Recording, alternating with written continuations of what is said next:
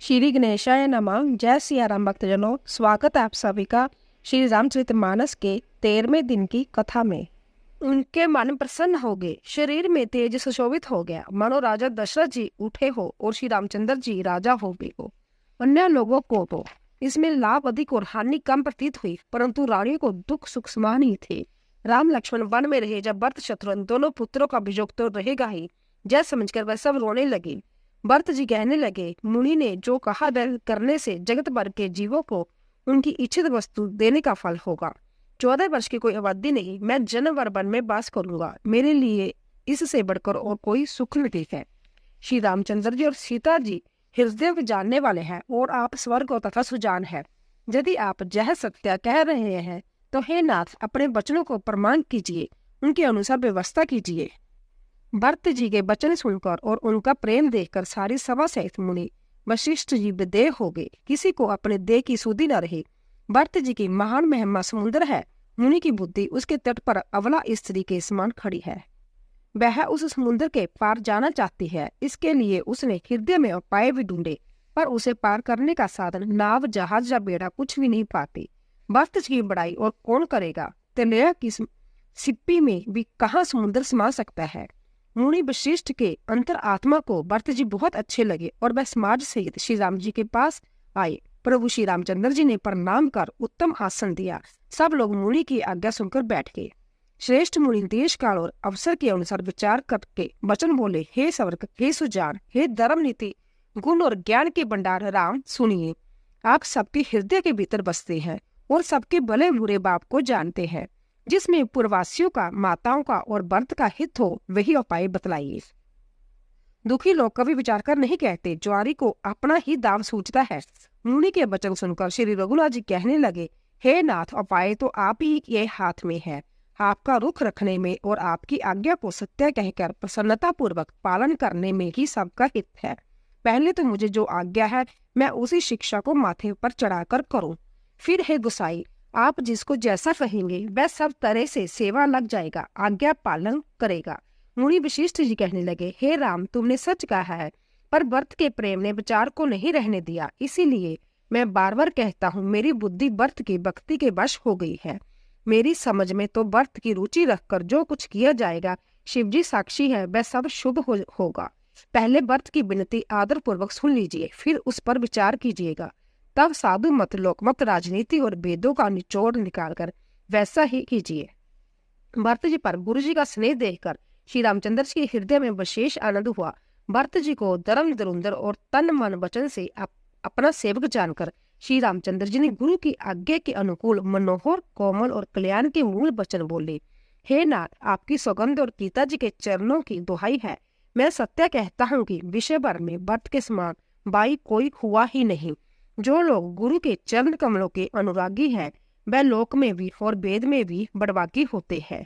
फिर जिस पर आप गुरु का ऐसा स्नेह है, उस भरत के वाक्य को कौन कह सकता है। छोटा भाई जानकर भरत के मुंह पर उसकी बड़ाई करने में मेरी बुद्धि सुख जाती है। फिर भी मैं तो यही कहूंगा कि भरत जो कुछ कहे वही करने में भलाई है। ऐसा कहकर श्री रामचंद्र जी चुप हो गए। तब मुनि भरत जी से बोले, हे तात, सब संकोच त्याग कर कृपा के समुद्र अपने प्यारे भाई से अपने हृदय की बात कहो। मुनि के वचन सुनकर और श्री रामचंद्र जी का रुख पाकर गुरु तथा स्वामी को भरपेट अपने अनुकूल जानकर सारा बोझ अपने ही ऊपर समझकर भरत जी कुछ कह नहीं सकते। वह विचार करने लगे। शरीर से पुलकित होकर वह सभा में खड़े हो गए। कमल के समान नेत्रों में प्रेम आश्रों की बाढ़ आ गई। वह बोले, मेरा कहना तो मुनिनाथ ने ही निभा दिया। जो कुछ मैं कह सकता था वह उन्होंने ही कह दिया। इससे अधिक मैं क्या कहूँ। अपने स्वामी का स्वभाव मैं जानता हूँ। वह अपराधी पर भी कभी क्रोध नहीं करते। मुझ पर तो उनकी विशेष कृपा और स्नेह है। मैंने खेल में भी कभी उनकी अप्रसन्नता नहीं देखी। बचपन से ही मैंने उनका साथ नहीं छोड़ा और उन्होंने भी मेरे मन को कभी नहीं तोड़ा। मेरे मन के प्रतिकूल कोई काम नहीं किया। मैंने प्रभु की कृपा की रीति की हृदय में बलिवांति देखा है। मेरे हारने पर भी खेल में प्रभु मुझे जिता देते रहे हैं। मैंने भी प्रेम और संकोचवश कभी सामने मुंह नहीं खोला। प्रेम के प्यासे मेरे नेत्र आज तक प्रभु के दर्शन से तृप्त नहीं हुए, परंतु विधाता मेरा दुलार न सह सका। उसने नीच माता के बहाने मेरे और स्वामी के बीच अंतर डाल दिया। यह भी कहना आज मुझे शोभा नहीं देता, क्योंकि अपनी समझ से कौन साधु और पवित्र हुआ है, जिसको दूसरे साधु और पवित्र माने वही साधु है। माता नीच है और मैं सदाचारी और साधु हूँ, ऐसा हृदय में लाना ही करोड़ दुराचारियों के समान है। क्या कोदों की बाड़ी उत्तम दान फल सकती है? क्या काली बोंगी मोती उत्पन्न कर सकती है? स्वप्न भी किसी को दोष का लेश भी नहीं है। मेरा अभाग्य ही अथाह समुद्र है। मैंने अपने पापों का परिणाम समझे बिना ही माता को कटु वचन कहकर व्यर्थ ही जलाया। मैं अपने हृदय में सब और खोजकर हार गया। मेरी भलाई का कोई साधन नहीं सूझता। एक ही प्रकार भले ही मेरा भला है, वह ये है कि गुरु महाराज सर्वसमर्थ है और श्री सीताराम जी मेरे स्वामी है। इसी से परिणाम मुझे अच्छा जान पड़ता है। साधु की सभा में गुरु जी और स्वामी के समीप इस पवित्र तीर्थ स्थान में सत्याभाव से कहता हूँ, यह प्रेम है या प्रपंच, छल कपट है, झूठ है या सच है, इसे मुनि वशिष्ठ जी और अंतर्यामी श्री रघुनाथ जी जानते हैं। प्रेम के प्रण को निभाकर महाराज का मरना और माता की कुबुद्धि दोनों का सारा संसार साक्षी है। माताएं व्याकुल है, वह देखी नहीं जाती। अवधपुरी के नर नारी दुसह तापस में जल रहे हैं। मैं ही इन सारे अनर्थों की मूल जड़ हूँ। जय सुनो, समझ कर मैंने सब दुख सहा है। श्री रघुनाथ जी लक्ष्मण और सीता जी के साथ मुनियों का सा वेश धारण कर बिना जूते पहने पाम प्यादे पैदल ही वन को चले गए। जय सुनकर शंकर जी साक्षी है, इस गांव से भी मैं जीता रह गया। जय सुनते ही मेरे प्राण नहीं निकल गए। फिर निषाद राज का प्रेम देखकर भी इस वजह से भी कठोर हृदय में छेद नहीं हुआ, जय फटा नहीं। अब जहां आकर सब आंखों से देख लिया, जब जड़ जीव जीता रहकर भी सभी सहावेगा, जिनको देखकर रास्ते की संपनी और बिछी हुई अपने भयानक विष और तीव्र से क्रोध को त्याग देती है। वह ही रघुनंदन लक्ष्मण और सीता, जिसको शत्रु जान पड़े, उस कई के पुत्र मुझको छोड़कर देव दुसह तुखोर किसे सहावेगा। अंतत व्याकुल तथा दुख प्रेम विनय और नीति में सनी हुई भरत जी की श्रेष्ठ वाणी सुनकर सब लोग शोक में मगन हो गए। सारी सभा में विषाद छा गया, मानो कमल के वन पर पाला पड़ गया हो। तब ज्ञानी मुनि वशिष्ठ जी ने अनेक प्रकार की पुरानी कथाएं कहकर भरत जी का समाधान किया। फिर सूर्यकुल रूपी कुबदर वन को प्रफुल्लित करने वाली चंद्रमा श्री रघुनंदन उचित वचन बोले, हे तात, तुम अपने हृदय में व्यर्थ ही गलानी करते हो। जीव की गति को ईश्वर के अधीन जानो। मेरे मत में तीनों कालों और स्वर्ग, पृथ्वी और पाताल, तीनों लोकों के सब पुण्यात्मा पुरुष तुमसे नीचे है। हृदय में भी तुम पर कुटिलता का आरोप करने से जय लोग जहाँ के सुख जश आदि बिगड़ जाता है और परलोक भी नष्ट हो जाता है। मरने के बाद भी अच्छी गति नहीं मिलती। माता ककई की तो वह मूर्ख ही दोष देते हैं, जिन्होंने गुरु और साधुओं की सभा का सेवन नहीं किया। हे बत, तुम्हारा नाम स्मरण करते ही सब पाप, अज्ञान और समस्त अमंगलों के समूह मिट जाएंगे तथा इस लोक में सुंदर जश और परलोक में सुख प्राप्त होगा। हे भरत, मैं स्वभाव से ही सत्य कहता हूँ। शिव जी साक्षी है, जब पृथ्वी तुम्हारी ही रह रही है। हे तात, तुम व्यर्थ कुतर्क न करो। बैर और प्रेम छिपाए नहीं छिपते। पक्षी और पशु मुनियों के पास चले जाते हैं, पर हिंसा करने वाले बधिक को देखते ही भाग जाते हैं। मित्र और शत्रु को पशु पक्षी भी पहचानते हैं। फिर मनुष्य शरीर तो गुण और ज्ञान का भंडार ही है। हे तात, मैं तुम्हें अच्छी तरह जानता हूँ, क्या करूँ? जी में बड़ा दुविधा है। राजा ने मुझे त्याग कर सत्य को रखा और प्रेम प्राण के लिए शरीर छोड़ दिया। उनके वचन मेटते मन सोच रखता है। उससे भी बढ़कर तुम्हारा संकोच है, उस पर भी गुरुजी ने मुझे आज्ञा दी है। इसीलिए अब तुम जो कुछ कहो अवश्य ही मैं वही करना चाहता हूँ। तुम मन को प्रसन्न कर और संकोच त्याग कर जो कुछ कहो मैं आज वही करूंगा। सत्य प्रतिज्ञा रघुकुल श्रेष्ठ श्री राम जी का जय वचन सुनकर सारा समाज सुखी हो गया। देवगणों सहित देवराज इंद्र व्यावित होकर सोचने लगा कि अब बना बनाया काम बिगड़ना ही चाहता है, कुछ उपाय करते नहीं बनता। तब वह सब मन ही मन श्री राम जी की शरण गए। फिर वे विचार करके आपस में कहने लगे कि श्री रघुनाथ जी तो भगत की भक्ति के वश में है। अम्बरीश और दुर्वासा जी की जात करके तो देवता और इंद्र बिल्कुल ही निराश हो गए। पहले देवताओं ने बहुत समय तक दुख सहे, तब भक्त प्रहलाद ने ही नरसिंह भगवान को प्रकट किया था। सब देवता परस्पर कानों से लग लगाकर और सिर धुनकर कहते हैं कि अब इस बार देवताओं का काम भरत जी के हाथ में है। हे देवताओं, और कोई उपाय नहीं दिखाई देता। श्री राम जी अपने श्रेष्ठ सेवक की सेवा में मानते हैं, अर्थात उनकी भक्त की कोई सेवा करता है तो उस पर बहुत प्रसन्न होते हैं। मतलब अपने गुण और शील से श्री राम जी को वश में करने वाले भरत जी का ही सब लोग अपने अपने हृदय में प्रेम सहित स्मरण करो। देवताओं का मत सुनकर देवगुरु बृहस्पति जी ने कहा, अच्छा विचार किया है, तुम्हारे बड़े भाग्य है। भरत जी के चरणों में प्रेम जगत में समस्त शुभ मंगलों का मूल है। सीतानाथ श्री राम जी के सेवक की सेवा सैकड़ों कामधेनुओं के समान सुंदर है। तुम्हारे मन में भरत जी की भक्ति आई है तो अब सोच छोड़ दो। विधाता ने बात बना दी। हे देवराज, भरत जी का प्रभाव तो देखो। श्री रघुनाथ जी सहज स्वभाव से ही उनके पूर्ण रूप से वश में है। हे देवताओं, भरत जी को श्री रामचंद्र जी की परछाई बांति उनका अनुसरण करने वाला जानकर मन स्थिर करो, डर की बात नहीं है। देवगुरु बृहस्पति जी और देवताओं की सम्मति और उनका सोच सुनकर अंतर्जमी प्रभु श्री रामचंद्र जी को संकोच हुआ। भरत जी ने अपने मन में सब बोझ अपने ही सिर जाना और वह हृदय में करोड़ों प्रकार के अनुमान करने लगे। सब तरह से विचार करके अंत में उन्होंने मन में जय निश्चय किया कि श्री राम जी की आज्ञा में ही अपना कल्याण है। उन्होंने अपना प्रण छोड़कर मेरा प्रण रखा। जय कुछ कम कृपा और स्नेह नहीं किया, अर्थात अंतत ही अनुग्रह और स्नेह किया। श्री जानकी जी ने सब प्रकार से मुझ पर अंतत अपार अनुग्रह किया है। तदंतर भरत जी दोनों कर कमलों में जोड़कर प्रणाम करके बोले, हे स्वामी, हे कृपा के समुद्र, हे अंतर्जामी, अब मैं क्या कहूँ और क्या कहूँ। गुरु महाराज को प्रसन्न और स्वामी को अनुकूल जानकर मेरे मलिन मन की कल्पित पीड़ा मिट गई। मैं मिथ्या डर से डर गया था, मेरे सोच की जड़ ही ना थी। दिशा भूल जाने पर हे देव, सूर्य का दोष नहीं, मेरा दुर्भाग्य, माता की कुटिलता, विधाता की टेढ़ी चाल और काल की कठिनता, इन सब ने मिलकर पैर रोप कर मुझे नष्ट कर दिया था। परंतु शरणागत के रक्षक अपने अपना प्रण निवाह, जय आपकी कोई नई रीति नहीं है। जय लोक और वेदों में प्रकट है, छिपी नहीं है। सारा जगत बुरा हो, किंतु हे स्वामी, केवल एक आप ही भले हो, तो फिर कहिए किसकी भलाई से भला हो सकता है। हे देव, आपका स्वभाव कल्प वृक्ष के समान है। वह ना कभी किसी के अनुकूल है, ना विमुख प्रतिकूल। उस वृक्ष कल्प वृक्ष को पहचान कर जो उसके पास जाए तो उसकी छाया ही सारी चिंताओं का नाश करने वाली है। राजा रंक भले बुरे जगत में सभी उससे मांगते ही मनचाही वस्तु पाते हैं। गुरु और स्वामी का सब प्रकार से स्नेह देखकर मेरा क्षोभ मिट गया। मन में कुछ भी संदेह नहीं रहा। हे दया के खान, अब वही कीजिए जिससे दास के लिए प्रभु चित्त में शोभ ना हो। जो सेवक स्वामी को संकोच में डालकर अपना भला चाहता है, उसकी बुद्धि नीच है। सेवक का हित ही तो इसी में है कि वह समस्त सुखों और लोभों को छोड़कर स्वामी की सेवा ही करे। हे नाथ, आपके लौटने में सभी का स्वार्थ है और आपकी आज्ञा पालन करने में करोड़ों प्रकार के कल्याण है। यही स्वार्थ और परमार्थ सार निचोड़ है, समस्त पुण्यों का फल और संपूर्ण शुभ गतियों का श्रृंगार है। हे देव, आप मेरी एक विनती सुनकर फिर जैसा उचित हो वैसा कीजिएगा। राज तिलक की सब सामग्री सजाकर लाई गई है। जो प्रभु का मन माने तो उसे सफल कीजिए, उनका उपयोग कीजिए।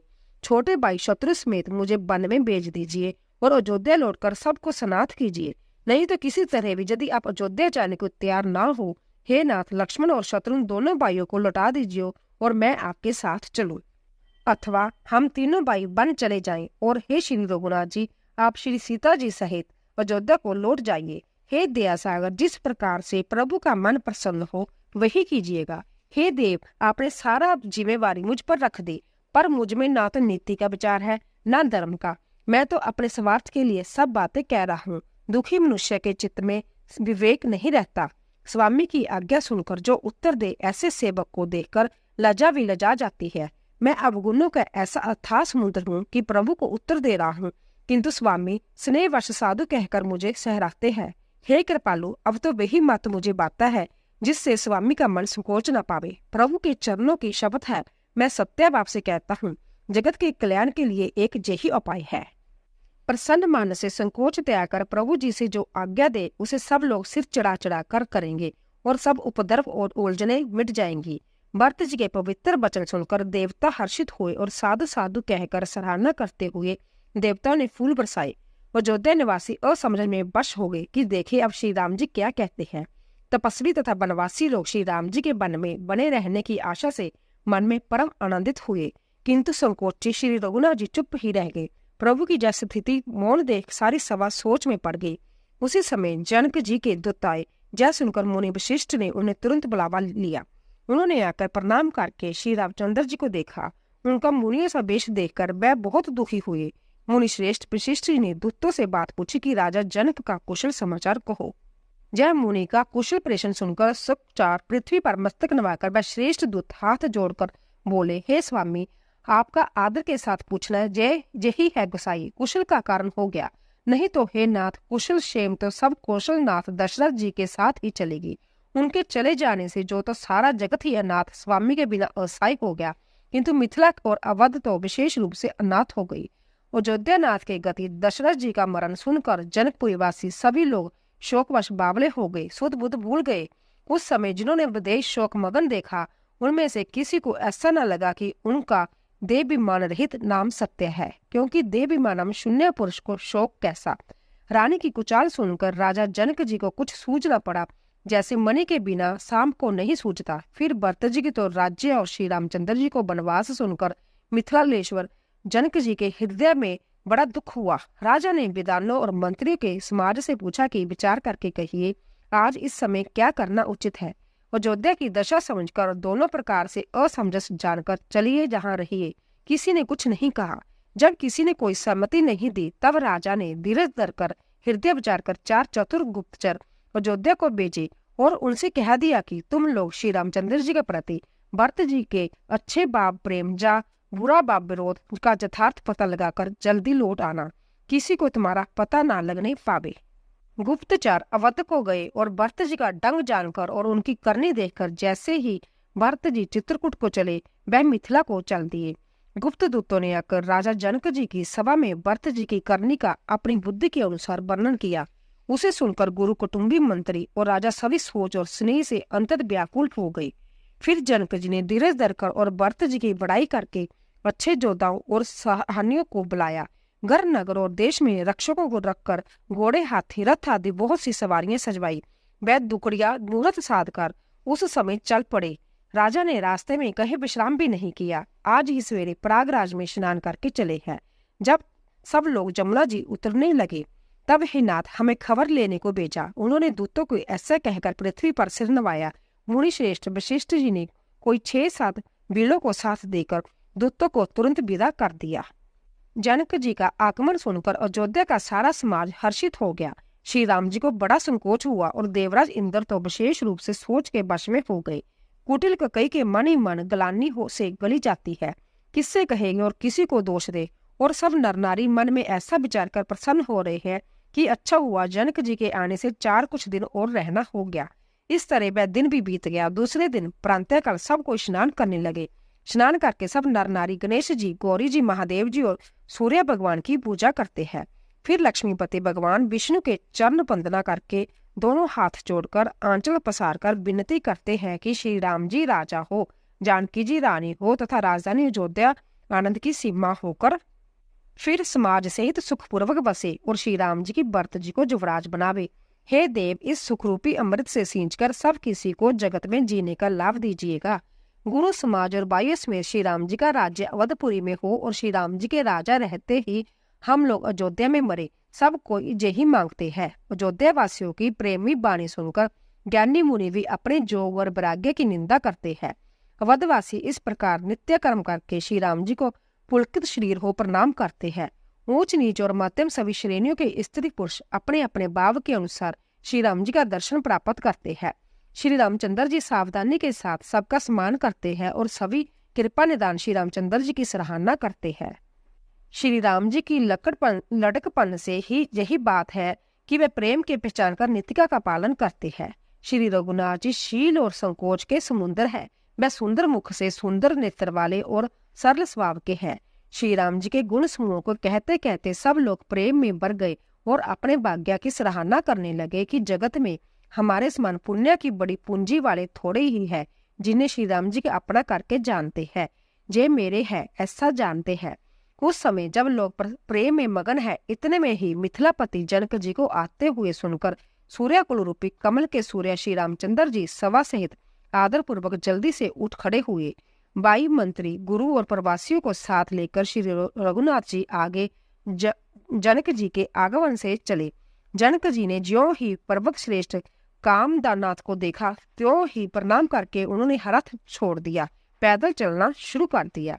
श्री रामचंद्र जी दर्शन की लालसा और उत्साह के कारण किसी को रास्ते की थकावट और क्लेश जरा भी नहीं है। मन तो वहां है जहाँ श्री राम और जानकी जी है। बिना मन के शरीर सुख दुख की सुध किसको है। जनक जी इस प्रकार चले आ रहे हैं, समाज सहित उनकी बुद्धि प्रेम में मतवाली हो रही है। निकट आए देखकर सब प्रेम में बढ़ गए और आदर पूर्वक आपस में मिलने लगे। जनक जी मुनियों के चरणों की वंदना करने लगे और श्री रामचंद्र जी ने ऋषियों को प्रणाम किया। फिर भाइयों समेत श्री राम जी की राजा जनक जी से मिलकर उन्हें समाज सहित अपने आश्रम को लेवा चले। श्री राम जी का आश्रम शांत स्वरूपी पवित्र जल से परिपूर्ण समुद्र है। जनक जी ने सेना मानो करुणा की नदी है, जिसे श्री रघुनाथ जी उस आश्रम रूपी शांतर सके समुद्र में मिलाने के लिए जा रहे हैं। यह करुणा की नदी इतनी बड़ी हुई कि ज्ञान वैराग्य रूपी किनारों को डुबाती जाती है। शोक भरे वचन नद और नाले हैं जो इस नदी में मिलते हैं, और सोच लंबी सांचे ही बाजू के जंकोरे में उठने वाली तरंगे हैं जो देरा रूपी किनारों के उत्तम वृक्षों को तोड़ रही है। भयानक विषाद ही उस नदी को तेज धारा है। व्यय और मोह ही उसके असंख्य बंबर और चक्कर है। विद्वान मल्ला है, विद्या ही बड़ी नाव है, परंतु वह उसे खे नहीं सकते, उस विद्या का उपयोग नहीं कर सकते। किसी को उसकी अटकल ही नहीं आती। वन में विचरने वाले बेचारे कोल किरात ही जाते हैं, जो उस नदी को देखकर हृदय में हार कर थक गए। यह करुणा नदी जब आश्रम समुद्र में जाकर मिली तो मानो वह समुद्र उकला उठा, खोल उठा। दोनों राज समाज शोक से व्याकुल हो गए। किसी को न ज्ञान रहा, न धीरज और न लाज ही रही। राजा दशरथ जी के रूप, गुण और शील की सराहना करते हुए सब रो रहे हैं और शोक समुद्र डुबकी लगा रहे हैं। शोक समुद्र में डुबकी लगाते हुए सभी स्त्री पुरुष महान व्याकुल होकर सोच कर रहे हैं। वह सब विधाता को दोष देते हुए क्रोध युक्त होकर कह रहे हैं कि प्रतिकूल विधाता ने ये क्या किया। तुलसीदास जी कहते हैं कि देवता, सिद्ध, तपस्वी, जोगी और मुनिगणों को कोई भी समर्थ नहीं है जो उस समय जनकराज की दशा देखकर प्रेम की नदी को पार कर सके, प्रेम में मग्न हुए बिना रह सके। जहां तहां श्रेष्ठ मुनियों ने लोगों को अपरिमित उपदेश दिए और वशिष्ठ जी ने जनक जी से कहा, हे राजन, आप धैर्य धारण कीजिए। जिन राजा जनक का ज्ञान रूपी सूर्य आवागमन रूपी रात्रि का नाश कर देता है और जिनकी वचन रूपी किरणें मुनि रूपी कमलों को खिला देती है, आनंदित कर देती है, क्या मोह और ममता उनके निकट भी आ सकती है? जय तो सीता राम जी के प्रेम की महिमा है। अर्थात राजा जनक जी की यह दशा श्री सीता राम जी के अलौकिक प्रेम के कारण हुई, लौकिक मोह ममता के कारण नहीं। जो लौकिक मोह ममता को पार कर चुके हो उन पर भी श्री सीता राम जी का प्रेम अपना प्रभाव दिखाए बिना नहीं रहता। विषय साधक और ज्ञानवर सिद्ध पुरुष जगत में यह 3 प्रकार के जीव वेदों ने बताए हैं। इन तीनों में जिसका चित्त श्री राम जी के स्नेह सरोवर में रहता है, साधुओं की सभा में उसी का बड़ा आदर होता है। श्री राम जी के प्रेम के बिना ज्ञान शोभा नहीं देता, जैसे करनदार के बिना जहाज। वशिष्ठ जी ने बधेराज जनक जी को बहुत प्रकार से समझाया। तदंतर सब लोगों ने श्री राम जी के घाट पर स्नान किया। स्त्री पुरुष सब शौक से पूर्ण थे। वह दिन बिना ही जल के बीत गया। भोजन की बात तो दूर रही, किसी ने जल तक नहीं पिया। पशु पक्षी और हिरणों तक कुछ आहार नहीं किया। तब परिजनों एवं कुटुंबियों का तो विचार ही क्या किया जाए। निमिराज जनक जी और रघुराज रामचंद्र जी तथा दोनों ओर के समाज ने दूसरे दिन सवेरे स्नान किया और सब बड़ के वृक्ष के नीचे जा बैठे। सबके मन उदास और शरीर दुबले है। जो दशरथ जी की नगरी अयोध्या के रहने वाले और जो मिथिलापति जनक जी के नगर जनकपुरी जी के रहने वाले ब्राह्मण थे तथा सूर्यवंश के गुरु वशिष्ठ तथा जनक जी के पुरोहित शांतनु जी, जिन्होंने संसारिक अभ्युदय को मार्ग तथा परमात्म मार्ग छान डाला था, वह सब धर्म नीति वैराग्य तथा विवेक युक्त अनेकों उपदेश देने लगे। विश्वामित्र जी ने पुरानी कथाएं कह कहकर सारी सभा को सुंदर बाणी से समझाया। तब श्री रघुनाथ जी ने विश्वामित्र जी से कहा कि हे नाथ, कल सब लोग बिना जल पिए ही रह गए थे, अब कुछ आहार करना चाहिए। विश्वामित्र जी ने कहा कि श्री रघुनाथ जी उचित ही कह रहे हैं, ढाई पहर दिन आज भी बीत गया है। विश्वामित्र जी का रुख देखकर तिहुतराज जनक जी ने कहा, जहाँ अन्न खाना उचित नहीं है। राजा का सुंदर कथन सबके मन को अच्छा लगा। सब आज्ञा पाकर नहाने चले। उसी समय अनेकों प्रकार के बहुत से फल, फूल, पत्ते, मूल आदि बहगियों और बोझों में भर भर कर बनवासी कोल किरात लोग ले आए। श्री रामचंद्र जी की कृपा से सब पर्वत मन चाहे वस्तु देने वाले होंगे। वह देखने मात्र ही दुखों का स्वर्था हर लेते हैं। वहां के तालाबों, नदियों, वन और पृथ्वी के सभी बागों में मानो आनंद और प्रेम उमड़ रहा है। बेले और वृक्ष सभी फल और फूलों से युक्त हो गए हैं। पक्षी, पशु और बोरे अनुकूल बोलने लगे हैं। उस अवसर पर मन में बहुत उत्साह अर्थात आनंद था। सब किसी को सुख देने वाली शीतल मंद सुगंध हवा चल रही है। मन की मनोहरता वर्णन नहीं की जा सकती, मानो पृथ्वी जनक जी की पोहनाई कर रही है।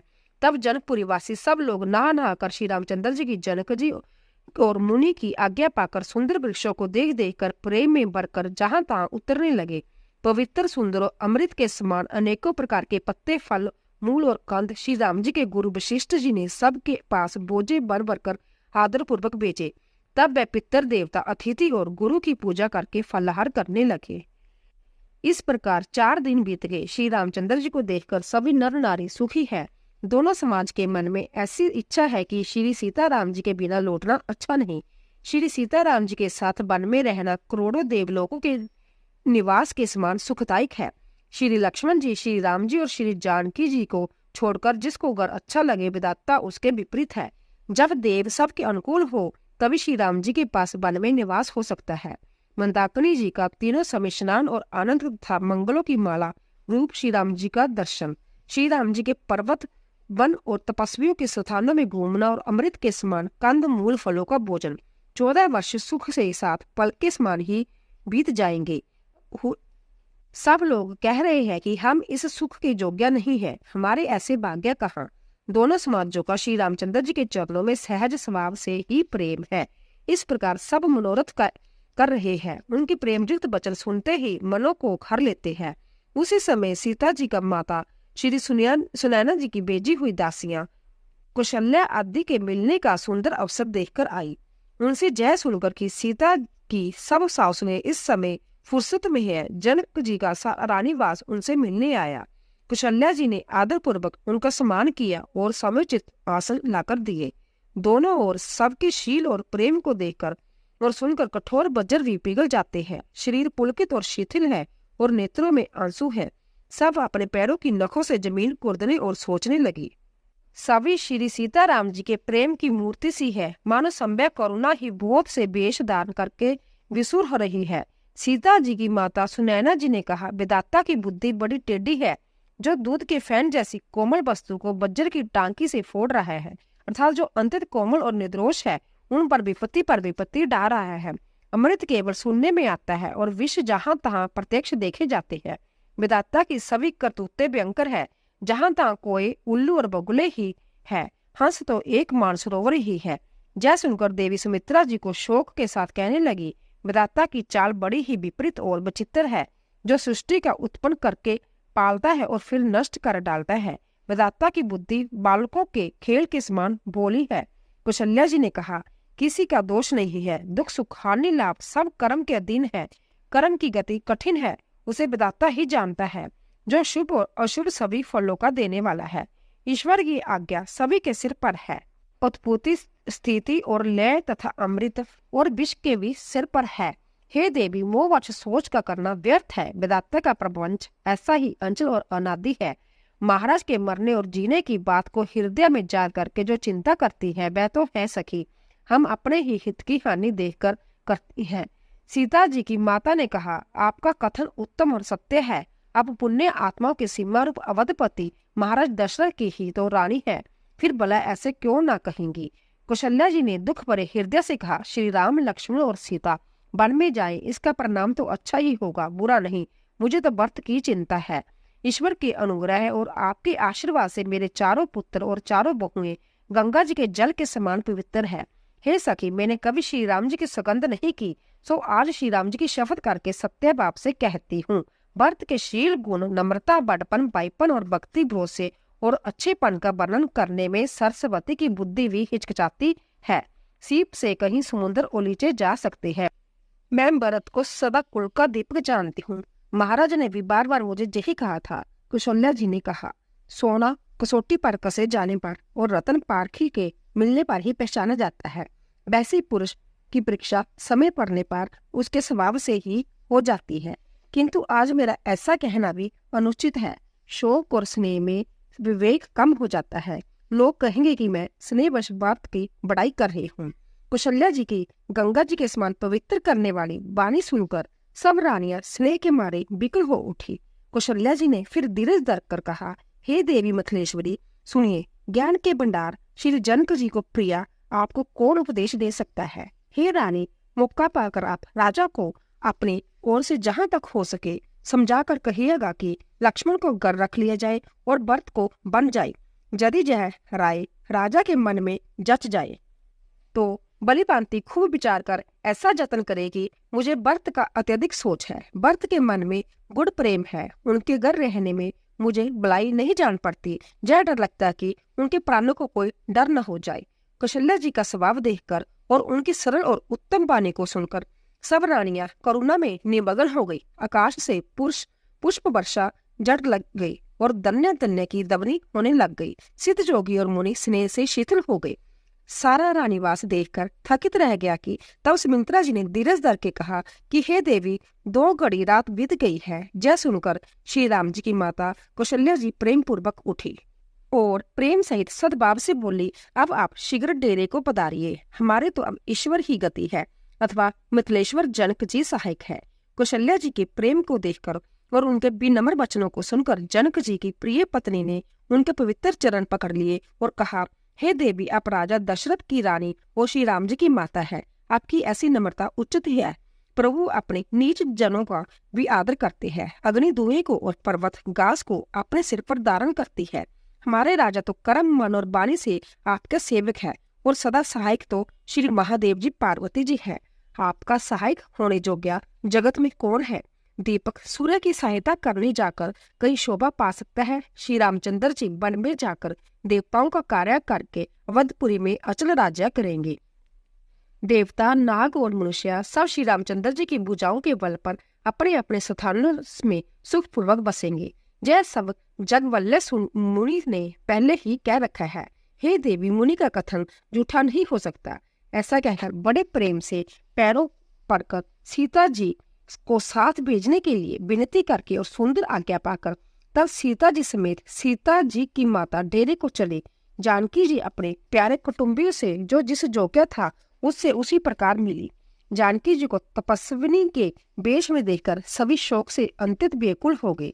जनक जी श्री राम जी के गुरु वशिष्ठ की आज्ञा पाकर डेरे को चले और आकर उन्होंने सीता जी को देखा। जनक जी ने अपने पवित्र प्रेम और प्राणों की पहुनी जानकी जी को हृदय से लगा लिया। उनके हृदय में प्रेम का समुद्र उमड़ पड़ा। राजा का मन मानो प्रयाग हो गया। उस समुद्र के अंदर उन्होंने आदिशक्ति सीता जी की अलौकिक स्नेह रूपी अक्षय वट को बढ़ते हुए देखा। उस सीता जी की प्रेम रूपी वट पर श्री राम जी का प्रेम रूपी बालक सुशोभित हो रहा था। जनक जी का ज्ञान रूपी मार्कंडेय मुनि व्याकुल होकर डूबते डूबते मानो उस श्री राम प्रेम रूपी बालक का सहारा पाकर बच गया। ज्ञान श्रोमणी विदेह राज की बुद्धि मोह में मगन नहीं है। जय तो श्री सीता राम जी के प्रेम की महिमा है, जिसने उन जैसे महान ज्ञानी के ज्ञान को भी विकल कर दिया।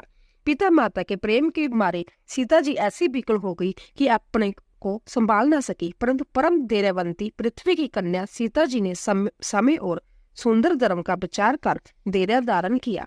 सीता जी को तपस्विनी वेश में देखकर जनक जी को विशेष प्रेम और संतोष हुआ।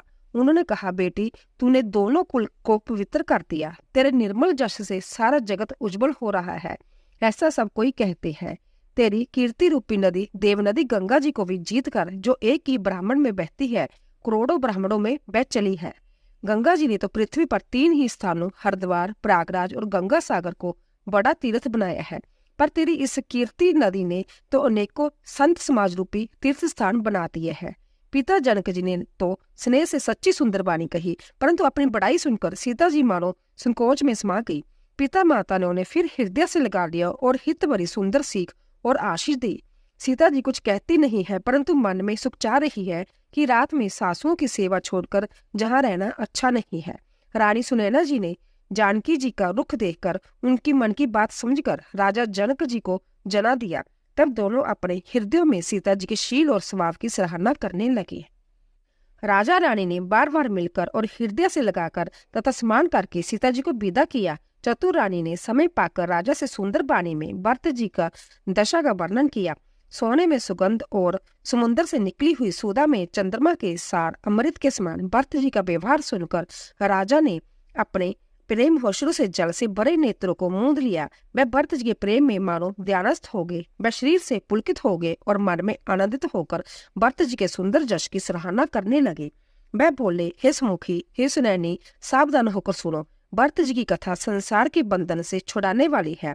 धर्म, राजनीति और ब्रह्म विचार, इन तीनों विषयों में अपनी बुद्धि के अनुसार मेरी थोड़ी बहुत गति है, अर्थात इनके संबंध में मैं कुछ जानता हूँ।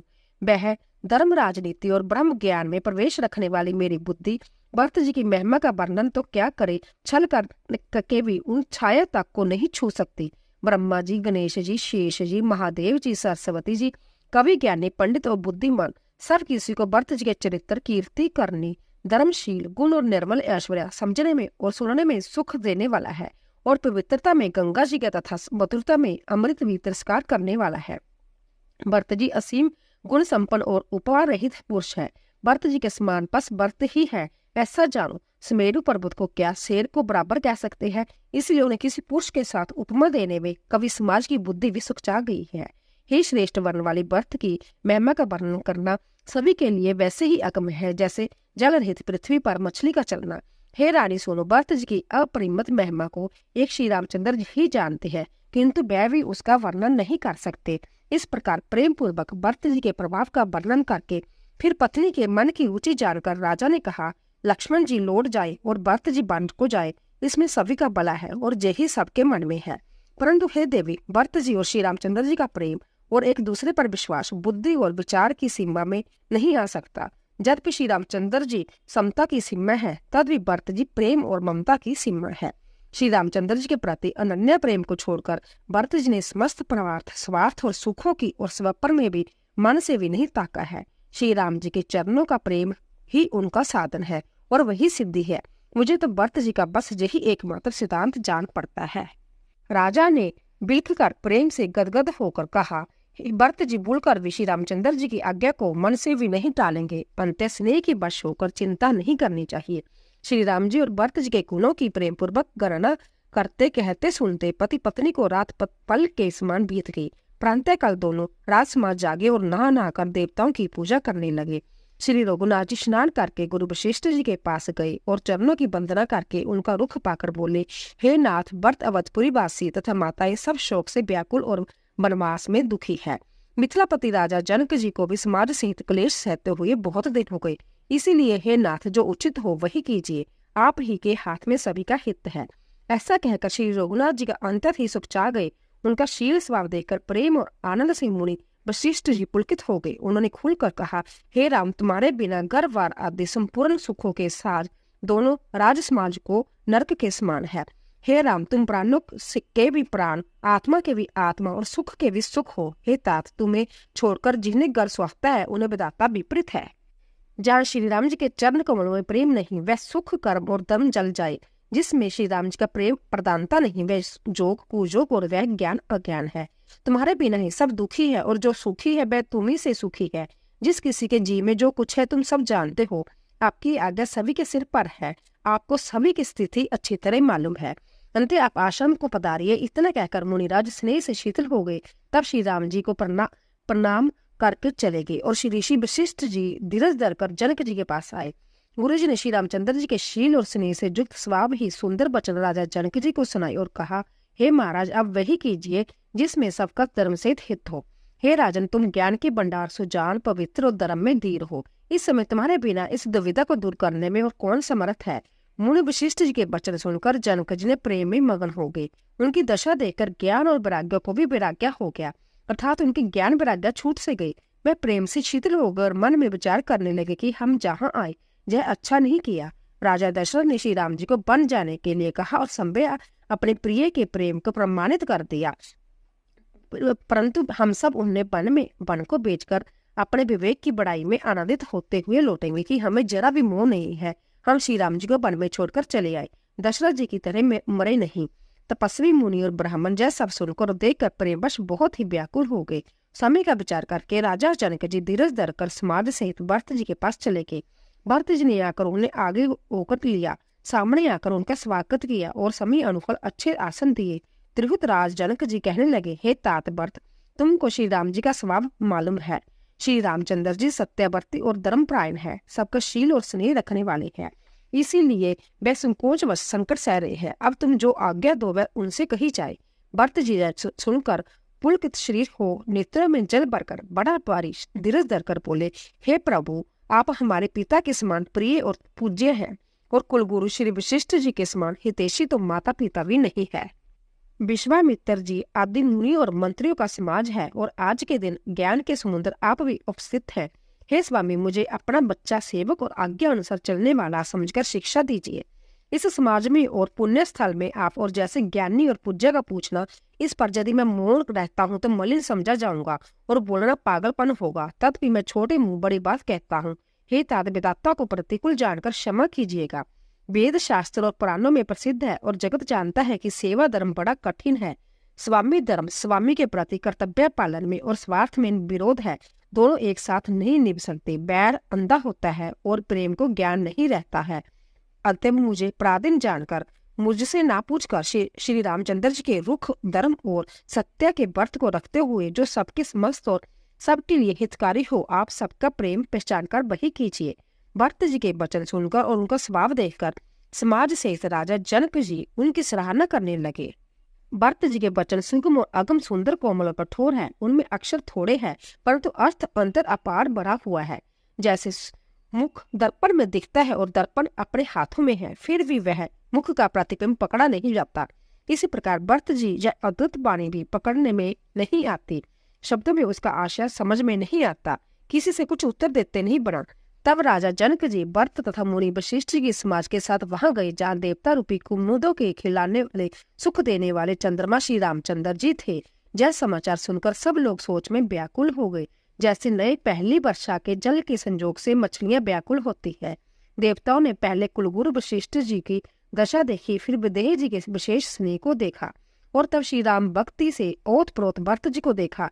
इन सबको देखकर स्वार्थी देवता घबरा गए, हृदय में हार मान गए। उन्होंने सब किसी को श्री राम जी के प्रेम में सरोवर में देखा। इससे देवता इतने सोच बश हो गए कि जिसका कोई हिसाब नहीं। देवराज इंद्र सोच में बढ़कर कहने लगा कि श्री रामचंद्र जी तो स्नेह और संकोच में वश में है, इसलिए सब लोग मिलकर कुछ माया रचो, नहीं तो काम बिगाड़ा।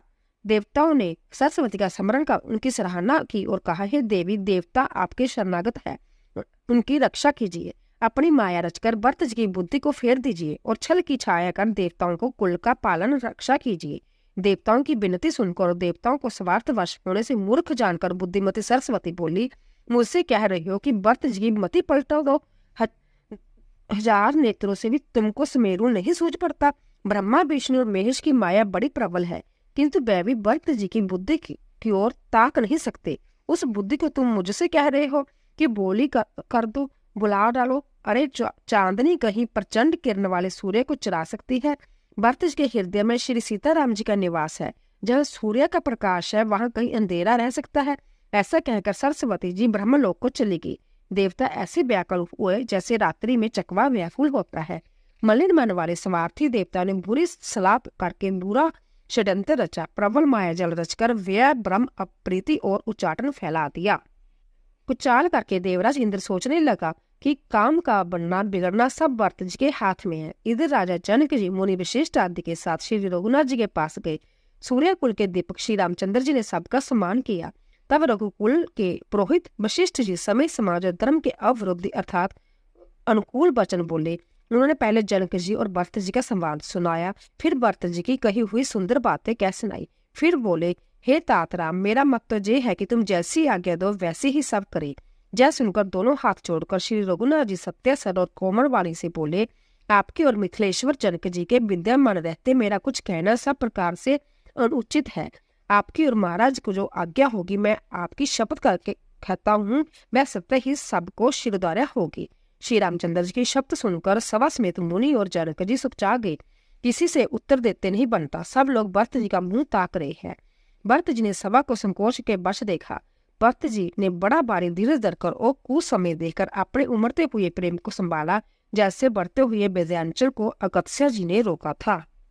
शोक रूपी हिरणाक्ष ने बुद्धि रूपी पृथ्वी को हर लिया, जो विमल गुण समूह रूपी जगत की जोनी उत्पन्न करने वाली थी। भरत जी के विवेक रूपी विशाल ब्रहा रूपी भगवान ने बिना ही परिश्रम उसका आधार कर दिया। भरत जी ने प्रणाम करके सबके प्रति हाथ जोड़ तथा श्री रामचंद्र जी की, राजा जनक जी, गुरु वशिष्ठ जी और साधु संत सबसे विनती की और कहा, आज मेरे इस अंधित और निश्चित बर्ताव को क्षमा कीजिएगा। मैं कोमल छोटे मुख से कठोर दृष्टापूर्ण वचन कह रहा हूँ। फिर उन्होंने हृदय में सुहावनी सरस्वती जी का स्मरण किया। वह मानस में उनके मनरूपी मानसरोवर से उनके मुखार बिंद पर आ विराजी। निर्मल विवेक, धर्म और नीति से युक्त भरत जी की वाणी सुंदर हंसनी के समान गुण दोष विवेचन करने वाली है। विवेक के नेत्रों से सारे समाज को प्रेम से शिथिल देख सबको प्रणाम कर श्री सीता जी और श्री रघुनाथ जी का स्मरण करके भरत जी बोले, हे प्रभु, आप पिता, माता, मित्र, गुरु, स्वामी, पूज्य, परम हितैषी और अंतर्जामी है। सरल हृदय, श्रेष्ठ मालिक, शील के भंडार, शरणागत की रक्षा करने वाले, सर्वज्ञ सुजान, समर्थ, शरणागत का हित करने वाले, गुणों का आदर करने वाले और अवगुणों तथा पापों को हरने वाले हैं। हे गोसाई, आप श्रीखे स्वामी आप ही हैं और स्वामी के साथ द्रोह करने में मेरे समान मैं ही हूँ। मैं मोहवश प्रभु आपकी और पिताजी के वचनों का उल्लंघन कर और समाज के बटोर कर जहाँ आया हूँ। जगत में बड़े बुरे, ऊंचे और नीचे, अमृत और देवताओं का पद, विष और मृत्यु आदि किसी को भी कहीं ऐसा नहीं देखा सुना जो मन में भी श्री रामचंद्र जी की आज्ञा को मेट दे। मैंने सब प्रकार से बड़ी ठिठाई की, परंतु प्रभु ने उस ठिठाई को स्नेह और सेवा में मान लिया। हे नाथ, आपने अपनी कृपा और भलाई से मेरा भला किया, जिससे मेरा दूषण दोष भी भूषण गुण के समान हो गए और चारों ओर मेरा सुंदर जश छा गया। हे नाथ, आपकी रीति और सुंदर स्वभाव की बड़ाई जगत में प्रसिद्ध है और वेद शास्त्रों ने गाई है। जो क्रूर, कुटिल, दुष्ट, कुबुद्धि, कलंकी, नीच, शील रहित, नास्तिक और निशंक निडर है, उन्हें भी अपने शरण में सम्मुख आया सुनकर एक बार प्रणाम करने पर ही अपना लिया। उन शरणागतों के दोषों को देखकर भी आप कभी हृदय में नहीं लाए और उनके गुणों को सुनकर साधु के समाज में उनका बखान किया। ऐसा सेवक पर कृपा करने वाला स्वामी कौन है, जो आप इस सेवक का सारा समाज समान सज दे और स्वप्न में भी अपनी कोई करनी न समझकर, अर्थात मैंने सेवक के लिए कुछ किया है ऐसा जानकर उल्टा सेवक को संकोच होगा, इसका सोचकर अपने हृदय में रखे। मैं भुजा उठाकर और प्रण रोककर बड़े जोर के साथ कहता हूँ, ऐसा स्वामी आपके सिवा दूसरा कोई नहीं। बंदर आदि पशु नाचते और तोते सीखे हुए पाठ में प्रवीण हो जाते हैं, परंतु तोते का गुण और पशु के नाचने की गति पढ़ाने वाले और नाचने वाले अधीन है। इस प्रकार अपने सेवकों की बिगड़ी बात सुधार कर और सम्मान देकर आपने उन्हें साधुओं का शिरोमणि बना दिया। कृपाल, आपके सिवा अपनी बिरादरी वाला और कौन जबरदस्ती पालन करेगा। मैं शोक से जब स्नेह से जब बालक स्वभाव से आज्ञा को बाएं लाकर ना मानकर चला आया, तो भी कृपालु स्वामी आपने अपनी ओर देखकर सभी प्रकार से मेरा भला ही माना, मेरे इस अनुचित कार्य को अच्छा ही समझा। मैंने सुंदर मंगलों के मूल आपके चरणों का दर्शन किया और जब जान लिया कि स्वामी मुझ पर स्वभाव से ही अनुकूल है, इस बड़े समाज में अपने भाग्य को देखा कि इतनी बड़ी चूक होने पर भी स्वामी का मुझ पर कितना अनुराग है। कृपा निदान ने मुझ पर सांगोपांग बरपट कृपा है और अनुग्रह सब अधिक ही किए हैं, अर्थात भी मैं जिसके जरा भी लायक नहीं था, उतनी अधिक स्वर्गपूर्ण कृपा आपने मुझ पर भी की है। हे गोसाई, आपने अपने शील, स्वभाव और भलाई से मेरा दुलार रखा। हे नाथ, मैंने स्वामी और समाज के संकोच को छोड़कर अब विनय जब विनयवरी जैसी रुचि हुई वैसी ही वाणी कहकर समर्था ठिठाई की है। हे देव, मेरी आतुरता को जानकर आप क्षमा करेंगे। सराहित बिना ही हेतु के हित करने वाले बुद्धिमान और श्रेष्ठ मालिक से बहुत कहना बड़ा अपराध है। इसीलिए हे देव, अब मुझे आज्ञा दीजिए, आपने मेरी सभी बात सुधार दी। प्रभु, आपके चरण कमलों की रज के जो सत्य, पुण्य और सुख की सुहावनी सीमा अवधि है, इसकी दुहाई करके मैं अपनी हृदय की जागते सोते स्वप्न में भी बनी रहने वाली इच्छा कहता हूँ। वह रुचि है कपट, स्वार्थ और अर्थ, धर्म, काम, मोक्ष रूप चारों फलों को छोड़कर स्वाभाविक ही प्रेम से स्वामी की सेवा करना, और आज्ञा पालन के समान श्रेष्ठ स्वामी की और कोई सेवा नहीं है। हे देव, अब वही आज्ञा रूप प्रसाद सेवक को मिल जाए। भरत जी ऐसा कहकर प्रेम के बहुत ही विवश हो गए। शरीर पुलकित हो उठा, नेत्रों में प्रेमाश्रुओं की जलवर आया। व्याकुल होकर उन्होंने प्रभु श्री रामचंद्र जी के चरण कमल पकड़ लिए। उस समय को और स्नेह को कहा नहीं जा सकता। कृपा सिंधु श्री राम जी ने सुंदर वाणी से भरत जी का सम्मान करके हाथ पकड़कर उनको अपने पास बैठा लिया। भरत जी की विनती सुनकर और उनका स्वभाव देखकर सारी सभा और श्री रघुनाथ जी की स्नेह से शीतल हो गई। श्री रघुनाथ जी, साधु का समाज, मुनि वशिष्ठ जी और मिथिलापति जनक जी स्नेह से शीतल हो गए। सब मन ही मन भरत जी के बाइपन और उनकी भक्ति की अतिशय महिमा को सराहने लगे। देवता मलिन मन से भरत जी की प्रशंसा करते हुए उन पर फूल बरसाने लगे। तुलसीदास जी कहते हैं कि सब लोग भरत जी का भाषण सुनकर व्याकुल हो गए और ऐसे सुखचा गए जैसे रात्रि के आगमन से कमल। दोनों समाजों के सभी नर नारियों के दीन और दुखी देखकर महामलिन मन इंद्र मरे हुए को मारकर अपना मंगल चाहता है। देवराज इंद्र कपट और कुचाल की सीमा है, उसे पराई हानि और अपना लाभ ही प्रिय है। इंद्र की रीति कोय के समान है, वह छली और मलिन मन है, उसका कहीं किसी पर विश्वास नहीं है। पहले तो कुमत बुरा विचार करके कपट को बटोरा, अनेक प्रकार के कपट का साजिद सजा, फिर वह कपट जनित उचाट सबके सिर पर डाल दिया। फिर देव माया ने सब लोगों को विशेष रूप से मोहित कर दिया, किंतु श्री रामचंद्र जी के प्रेम से उनका अंतत विषोह नहीं हुआ, अर्थात उनका श्री राम जी के प्रति प्रेम कुछ तो बना ही रहा। वह और उचाट के वश किसी का मन स्थिर नहीं है। क्षण में उनकी वन में रहने की इच्छा होती है और क्षण में उन्हें घर अच्छे लगने लगते हैं। मन की इस प्रकार की दुविधा में स्थिति में प्रजा दुखी हो रही है, मानो नदी और समुद्र के संगम का जल शुद्ध हो रहा है। जैसे नदी और समुद्र के संगम का जल स्थिर नहीं रहता, कभी इधर आता है और कभी उधर जाता है, उसी प्रकार दशा प्रजा के मन को हो गई है। चित्त दो तरफा हो जाने से वह कई संतोष नहीं पाते और एक दूसरे से अपना मरम भी नहीं कहते। कृपा निदान श्री रामचंद्र जी जय दशा देकर हृदय में हंसकर कहने लगे, कुत्ता, इंद्र और नवजुवक कामी पुरुष एक सरीखे एक ही स्वभाव के हैं। पाणनीय व्याकरण के अनुसार शवन, जुवन और मगवन शब्दों के रूप में भी एक सरीखे होते हैं। भरत जी, जनक जी, मुनिजन, मंत्री और ज्ञानी साधु संतों को छोड़कर अन्य सभी पर जिस मनुष्य को जिस जोग्य, जिस प्रकार जिस स्थिति का पाया, उस पर वैसे ही देव माया लग गई। कृपा सिंधु श्री रामचंद्र जी ने लोगों को अपने स्नेह और देवराज इंद्र के भारी छल से दुखी देखा। सभा, राजा जनक, गुरु ब्राह्मण और मंत्री आदि सभी की बुद्धि को भरत जी की भक्ति में कील दिया। सब लोग चित्तर लिखे श्री रामचंद्र जी और देख रहे हैं, सुख चाहते हुए सिखाए हुए यह वचन बोलते हैं। भरत जी की प्रीति, नम्रता, विनय और बड़ाई सुनने में सुख देने वाली है, पर उसके वर्णन करने में कठिनता है। जिनकी भक्ति का लवलेश देखकर मुनिगण और मिथिलेश्वर जनक जी प्रेम में मगन हो गए, उन भरत जी की महिमा तुलसीदास जी कैसे कहें। उनकी भक्ति और सुंदर भाव से हृदय में सुविधि उलस रही है, विकसित हो रही है, परंतु वह बुद्धि अपने को छोटी और भरत जी की महिमा को बड़ी जानकर कवि परंपरा की मर्यादा को मानकर सुखचा गई, उसका वर्णन करने का साहस नहीं कर सकी। उसके गुणों में रुचि तो बहुत है, पर उन्हें कहीं ना जा सकती। बुद्धि की गति बालक के बचनों की तरह हो गई है, वह कुंठित हो गई है। भरत जी का निर्मल जश निर्मल चंद्रमा है और कवि की सौविधिक चकोरी है, जो भक्तों के हृदय में रूपी निर्मल आकाश में उस चंद्रमा को उदित देकर उसकी ओर टकटकी लगाई देखती ही रह गई। तब उसका वर्णन कौन करे। भरत जी के स्वभाव का वर्णन वेदों के लिए भी सुगम नहीं है। अंत्य मेरी तुच्छ बुद्धि के चंचलता को कवि लोग क्षमा करे। भरत जी के सदा वाम को कहते सुनते कौन मनुष्य श्री सीताराम जी के चरणों में अनुरुक्त ना हो जाएगा।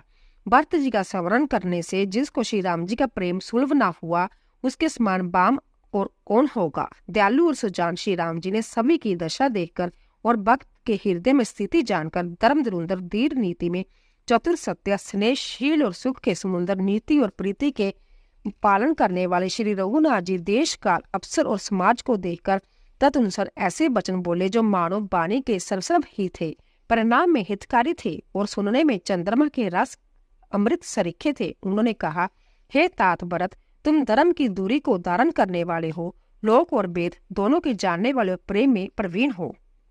हे तात, कर्म से, वचन से और मन से निर्मल तुम्हारे समान तुम ही हो। गुरुजनों के समाज में और ऐसे कुसमय में छोटे बालक को गुण किस तरह कह जा सकते हैं। हे तात, तुम सूर्य कुल की रीति को, सत्य प्रतीक पिताजी की कीर्ति और प्रीति को, समय समाज और गुरुजनों की लज्जा को तथा उदासीन मित्र और शत्रु को, सबके मन की बात को जानते हो। तुमको सब कर्मों का, कर्तव्य का और अपने तथा मेरे परम हितकारी धर्म का पता है। जब भी मुझे तुम्हारा सब प्रकार से भरोसा है, तब भी मैं समय के अनुसार कुछ कहता हूँ। हे तात, पिताजी के बिना उनकी अनुपस्थिति में हमारी बात केवल रघुवंश की कृपा ने ही संभाल रखी है, नहीं तो हमारे समेत प्रजा, कुटुंब, परिवार सभी बर्बाद हो जाते। यदि बिना समय की संध्या से पूर्व ही सूर्य अस्त हो जाए तो कहो जगत में किसको क्लेश न होगा। हे तात, उसी प्रकार उत्पात विदाता ने जब पिता की असामान्य मृत्यु किया है, पर मुनि महाराज ने तथा मिथिलेश्वर ने सबको बचा लिया। राज्य का सब कार्य, लज्जा, प्रतिष्ठा, धर्म, पृथ्वी, धन, घर, इन सभी का पालन रक्षण गुरु जी का प्रभाव करेगा और परिणाम शुभ होगा। गुरु जी की प्रसाद ही घर में और वन में समाज से तुम्हारा और हमारा रक्षक है। माता पिता और गुरु स्वामी की आज्ञा समस्त धर्म रूपी पृथ्वी को धारण करने में शेष जी के समान है। हे तात, तुम वही करो और मुझसे भी कराओ तथा सूर्य कुल के रक्षक बनो। साधक के लिए यही एक आज्ञा पालन रूपी साधना संपूर्ण सिद्धियों की देने वाली कीर्तमी सदगिमंती और ऐश्वर्या में त्रिवेणी है। इसी विचार कर भारी संकट सहकर भी प्रजा और परिवार को सुखी करो। हे भाई, मेरी विपत्ति सभी ने बांट ली, परंतु तुमको तो अवधि 14 वर्ष तक बड़ी कठिनाई है, सबसे अधिक दुख है। तुमको कोमल जानकर भी मैं कठोर विजयों की बात कर रहा हूँ। हे तात, बुरे समय में मेरे लिए यह कोई अनुचित बात नहीं। कु अवसर में श्रेष्ठ भाई ही सहायक होते हैं। वज्र के आघात भी हाथ से ही रोके जाते हैं। सेवक हाथ पैरों नेत्रों के समान और स्वामी के मुख के समान होना चाहिए। तुलसीदास जी कहते हैं कि सेवक स्वामी की ऐसी प्रीति की रीति सुनकर सुकवि उसकी सराहना करते हैं।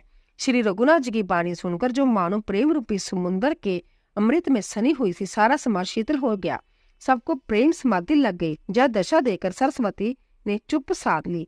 भरत जी को परम संतोष हुआ। स्वामी के सम्मुख होते हुए उनके दुख और दोषों को मुंह मोड़ लिया। वह उन्हें छोड़कर भाग गई। उनका मुख प्रसन्न हो गया और मन का विषाद मिट गया, मानो गूंगे पर सरस्वती की कृपा हो गई। उन्होंने फिर प्रेम पूर्वक प्रणाम किया और कर कमलों में जोड़कर वह बोले, हे नाथ, मुझे आपके साथ जाने का सुख प्राप्त हो गया और मैंने जगत में जन्म लेने का लाभ भी पा लिया। हे कृपालु, अब जैसी आज्ञा हो उसी को मैं सिर धरकर आदर पूर्वक करूं, परंतु देव आप मुझे वह अवलंबन कोई सहारा दे जिसकी सेवा कर मैं अवधि का पार पा जाऊं, अवधि को बिता दूं। हे देव स्वामी, आप के अभिषेक के लिए गुरु की आज्ञा पाकर मैं सब तीर्थों का जल ले आता हूँ, उसके लिए क्या आज्ञा होती है? मेरे मन में एक बड़ा मनोरथ है जो भय और संकोच के कारण कहा नहीं जाता। श्री रामचंद्र जी ने कहा, हे भाई कहो। तब प्रभु की आज्ञा पाकर भरत जी स्नेह पूर्वक सुंदर वाणी बोले, आज्ञा हो तो चित्रकूट के पवित्र स्थान, तीर्थ वन, पक्षी पशु, तालाब, नदी, झरने और पर्वतों के समूह तथा विशेष रूप प्रभु आप के चरण चिन्हों से अंकित भूमि को देख जाऊं। श्री रघुनाथ जी बोले, अवश्य ही अत्रि ऋषि की आज्ञा को सिर धरकर करो। उनसे पूछकर वह जैसा कहे वैसा करो और निर्भय होकर वन में विचरो। हे भाई, अत्रि मुनि के प्रसाद से वन मंगलों का देने वाला परम पवित्र और अत्यंत सुंदर है और ऋषियों के प्रमुख अत्रि जी जहाँ आज्ञा दी है वही लाया हूँ। तीर्थों का जल स्थापित कर देना। प्रभु के वचन सुनकर भरत जी ने सुख पाया और आनंदित होकर मुनि अत्रि के चरण कमलों में सिर नवाया। समस्त सुंदर मंगलों का मूल भरत जी और श्री रामचंद्र जी का सवाल सुनकर स्वार्थी देवता रघुकुल की सराहना करके कल्प वृक्ष के फूल बरसाने लगे। भरत जी धन्य है, स्वामी श्री राम जी की जय हो। ऐसा कहते हुए देवता बलपूर्वक हर्षित होने लगे। भरत जी के वचन सुनकर मुनि वशिष्ठ जी, मिथिलापति जनक जी और सभा में सब किसी को बड़ा उत्साह हुआ। भरत जी और श्री रामचंद्र जी के गुण समूह तथा प्रेम की वधेरा जनक जी की पुलकित होकर प्रशंसा कर रहे हैं। सेवक और स्वामी दोनों का सुंदर स्वभाव है। इनके नियम और प्रेम पवित्र भी अंतर पवित्र करने वाले हैं। बोल सियापति रामचंद्र भगवान की जय। तो दोस्तों, आशा करती हूँ कि आपको हमारी रामचरितमानस की कथा अवश्य पसंद आई होगी। प्लीज जाने से पहले कमेंट बॉक्स में जय श्री राम अवश्य लिखें और चैनल को सब्सक्राइब कीजिए, लाइक कीजिए और ज़्यादा से ज़्यादा शेयर कीजिए। आप सभी का धन्यवाद।